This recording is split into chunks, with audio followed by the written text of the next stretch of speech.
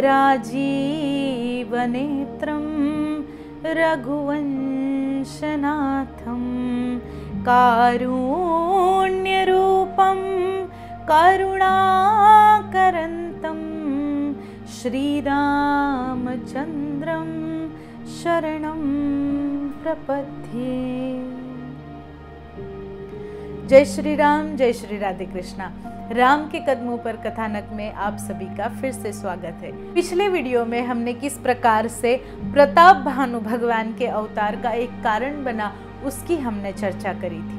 तीनों भाई का जन्म हुआ है रावण, कुंभकर्ण और विभीषण।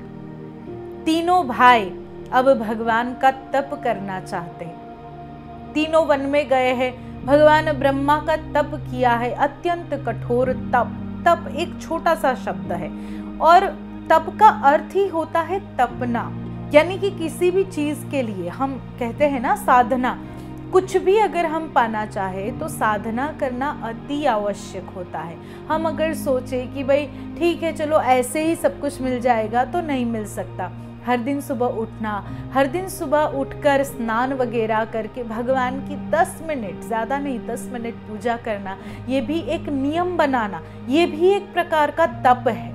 आप कहीं पर बैठकर कोई सत्संग सुन रहे हैं, कोई कथा सुन रहे हैं, इवन अभी आप अगर ये वीडियो देख रहे हैं तो ये भी तप है। क्यों?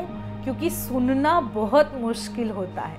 हम अपनों की बात नहीं सुनते। हम अपनों की क्या, कभी कभी हम अपने अंतरात्मा की नहीं सुनते, क्योंकि हम सुनने में बहुत कमज़ोर है। ऐसे नहीं, ऐसे तो हमारी कर्णेंद्रिय बहुत अच्छे से काम करती है, लेकिन सुनने में कमज़ोर, यानी कि किसको सुनना पसंद है। अगर कोई ऐसे 2-4 शब्द भाषण सुनाता भी है तो हम क्या कहते हैं, भाई बस करो, हमें सब पता है। और आजकल तो क्या है कि मुझे लगता है कि आजकल सभी को सभी प्रकार का नॉलेज है। नॉलेज होना बहुत अच्छी बात होती है, बहुत ही अच्छी बात होती है। गीता जी के 700 श्लोक आपको याद है, ये बहुत अच्छी बात है। लेकिन क्या उसमें से एक भी श्लोक हमने जीवन में उतारा? अगर वो नहीं उतारा है तो उसको याद रखने का कोई अर्थ नहीं है। तब का अर्थ होता है कि एक प्रकार से हम किसी वस्तु को पाने के लिए प्रॉपर तरीके से साधना करें। पहले के समय में इतना समय था कि इतना जीवन था, हम कह सकते हैं कि लोग सालों तक तप करते थे, जैसे रावण, कुंभकर्ण, विभीषण ने किया। अब कलयुग है, अब समय अलग है। अब अगर हम कहें कि हम लंगोटी बांध करके वन में चले जाए, जैसे कई लोग होते हैं जो आश्रमों में आते हैं, हमारे पास आते हैं, मेरे गुरुजी के पास आते हैं, तो मैं उन्हें सुनती हूँ कि वो कहते हैं कि बस अब हमारा सब हो गया, हम तो थक गए, हमें तो बस अब संन्यास ले लेना है, साधु बन जाना है। तो मेरे कहने का अर्थ है कि किसी भी आश्रम में आप है, यानी कि गृहस्थ आश्रम में आप है, वानप्रस्थ में है, बाल्य आश्रम में है, तो बहुत ज़्यादा ज़रूरी होता है कि उस समय का आपका जो भी कर्तव्य है उससे आप पूरा करें, क्योंकि ये कलयुग है। हम कहते हैं ना कि अप टू डेट रहना चाहिए। जैसे हम नया फ़ोन बाज़ार में लॉन्च होता है तो हम चाहते हैं ना कि हमें नया फ़ोन मिले। क्यों? अप टू डेट रहना चाहिए। टेक्नोलॉजी हमारे पास नई होनी चाहिए, पुरानी नहीं होनी चाहिए। जैसे हमारे विचार, तो हम कहते हैं ना कि विचार को हमेशा अपडेट किया कीजिए। उसी प्रकार से आध्यात्म में भी अप टू डेट रहना बहुत ज़रूरी है। अब ऐसा है कि पहले के समय में इतना वक्त होता था तो वो तप करते थे। वो समय ऐसा था कि तब भगवान के वरदान पर ही जैसे सब कुछ निर्भर करता था। जैसे जो सामान्य व्यक्ति भी है वो सब कुछ ऐसे ही करता था, और इतनी ज़्यादा टेक्नोलॉजी, जागरूकता, जैसे आज से 200 साल पहले जब पहली बार मोबाइल की बात की गई, टेलीफोन की, एक्चुअली जो वो पुराने ज़माने के टेलीफोन की जो वायर वाले आते थे उसकी बात की गई, तो लोगों ने यकीन नहीं किया। और जिस कंपनी ने यूएस में ये बात कही थी कि आप ये टेलीफोन खरीदिए, उससे हम आपके दूर के रिश्तेदारों से आपकी बात कराएंगे यहाँ बैठे बैठे, तो लोग उन्हें पागल कहते थे कि तुम पागल हो, मतलब ऐसा कैसे हो सकता है कि ये चीज़ खरीदने से हम किसी से बात कर पाएंगे, ऐसा नहीं हो सकता। लेकिन आज उसी टेलीफोन को एक छोटे से छोटे बच्चे से लेकर के, या फिर एक गरीब इंसान से लेकर के एक अमीर इंसान तक, सभी लोग टेलीफोन, मोबाइल के इस इंस्ट्रूमेंट को यूज़ करते हैं। और उसके बिना जैसे हमारी लाइफ ही नहीं है, मोबाइल के बिना जैसे हम अधूरे हैं। तो मेरे कहने का अर्थ है कि हम किसी भी चीज़ को नकार नहीं सकते। पहले के समय में तप था, तप के माध्यम से कई सिद्धियों को प्राप्त किया जाता था, और हम इस समय में क्योंकि हम वो नहीं कर पाते हैं तो हम ये नहीं कह सकते कि वो नहीं था। इस समय में भी हम तप कर सकते हैं। तप यानी कि तप का अर्थ ये नहीं है कि आपको घंटों तक बैठे रहना है भगवान के सामने और कंटिन्यूअसली आपको मंत्र करते रहना है। ये किसी तप का अर्थ ये नहीं है। इस जमाने में तप का अर्थ है किसी भी एक नियम का पालन करना। हमारे जीवन में कोई भी एक नियम होना, जैसे कई लोगों का ये नियम होता है कि उठकर स्नान करके जब तक हम भगवान की पूजा नहीं करते तब तक हम मुंह में कुछ भी नहीं रखते, हम कुछ भी नहीं खाते। कई लोगों का नियम होता है कि हम डेली योगा करते हैं। कई लोगों का ऐसा नियम होता है कि हम हर दिन सूर्य नारायण को जल चढ़ाते हैं। कई लोगों का ये नियम होता है कि हम हर दिन प्रयास करते हैं कि एटलीस्ट हम किसी एक इंसान के चेहरे पर स्माइल आ सके।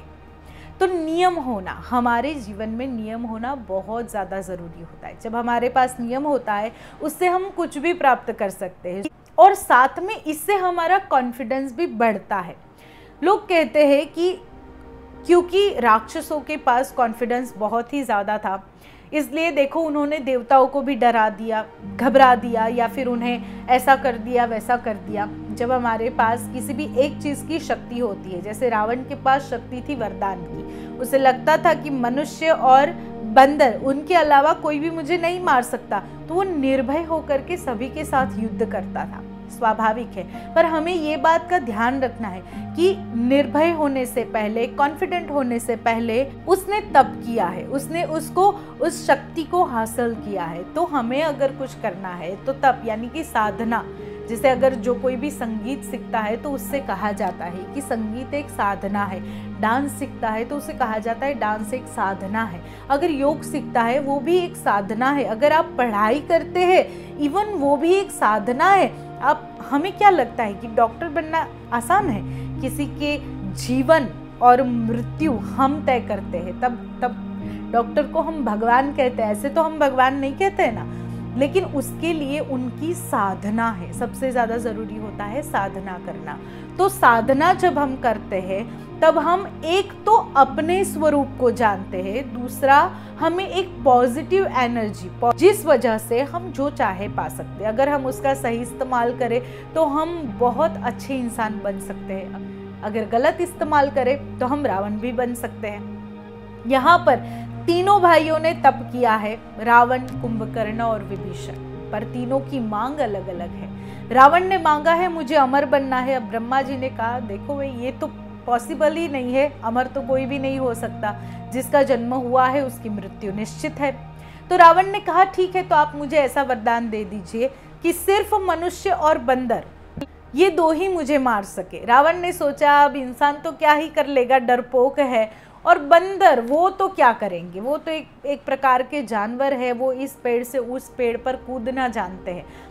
इस बात से क्या साबित होता है, अगर हम थोड़ा ध्यान से समझें कि यहाँ पर इस प्रकार से श्राप मिलना, भगवान का अवतार लेना, भगवान ने बंदरों को अपने सहायक बनाया। यहाँ रावण ने सोचा बंदर मेरा क्या बिगाड़ लेगा, और भगवान ने बंदरों की ही सहायता से रावण को जीत लिया और रावण की मृत्यु भी हो गई।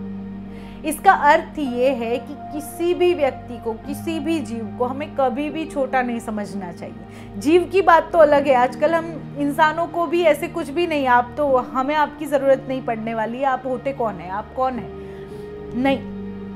हर एक इंसान, चाहे वो छोटा हो या बड़ा हो, हर एक इंसान की कोई ना कोई क्वालिटी होती है, और हर एक इंसान को हमें रिस्पेक्ट देनी चाहिए अगर हम खुद रिस्पेक्ट पाना चाहते हैं तो यहाँ पर क्या हुआ है कि रावण ने अंडर एस्टिमेट कर लिया है कि अरे बंदर तो मुझे क्या ही कर लेगा मेरा, और मनुष्य वो तो डरपोक है, उसको तो जैसा बोलो वैसा वो करता है।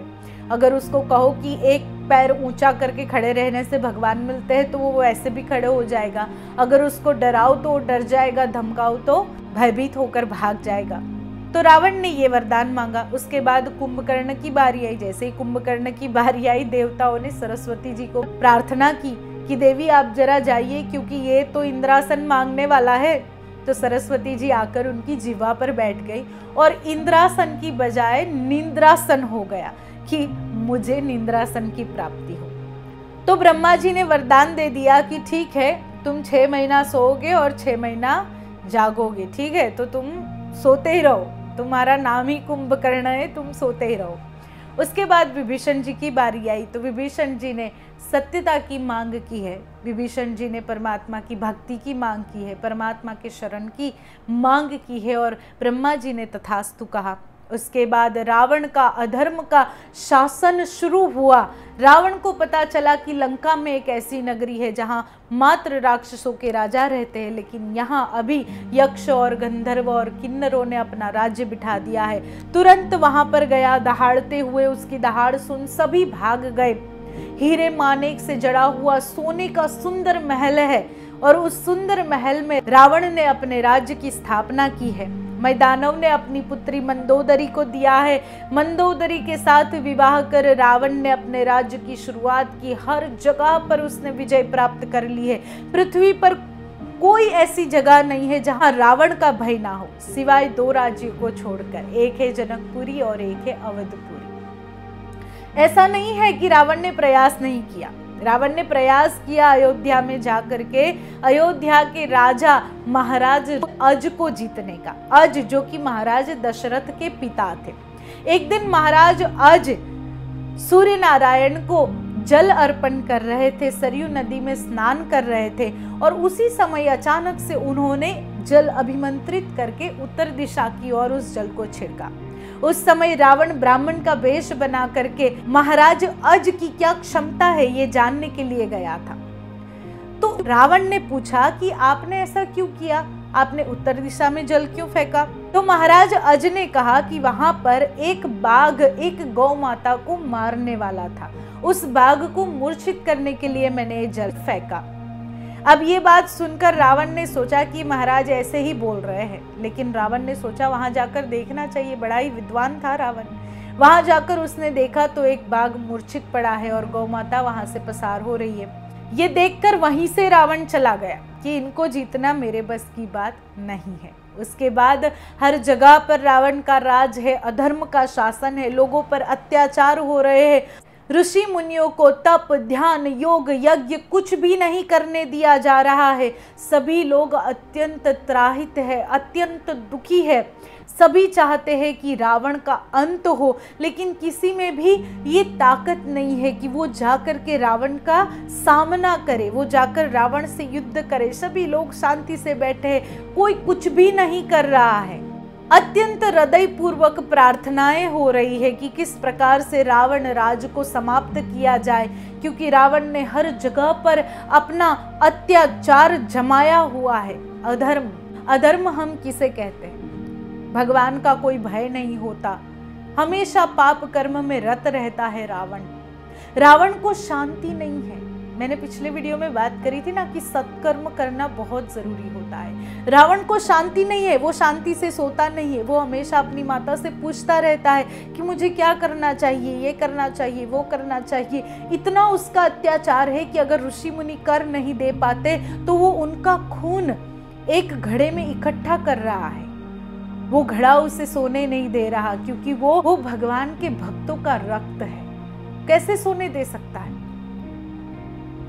रावण अपनी माता से कहता है मैं अत्यंत दुखी हूं, मुझे परेशानी होती है, मुझे नींद नहीं आती है। रावण की माता ने कहा कि क्योंकि ये ऋषि मुनियों के रक्त से भरे इस घड़े का प्रभाव है, अगर तुम इससे छुटकारा पाना चाहते हो तो तुम जाओ, क्योंकि तुम महाराज जनक को भी नहीं जीत पाए हो, तो उनके राज्य में जाकर के इस घड़े को जमीन में गाड़ के आओ, क्योंकि ये घड़ा विनाश का कारण बनेगा, तुम्हारे विनाश का, जहां भी रहेगा उसके विनाश का कारण बनेगा।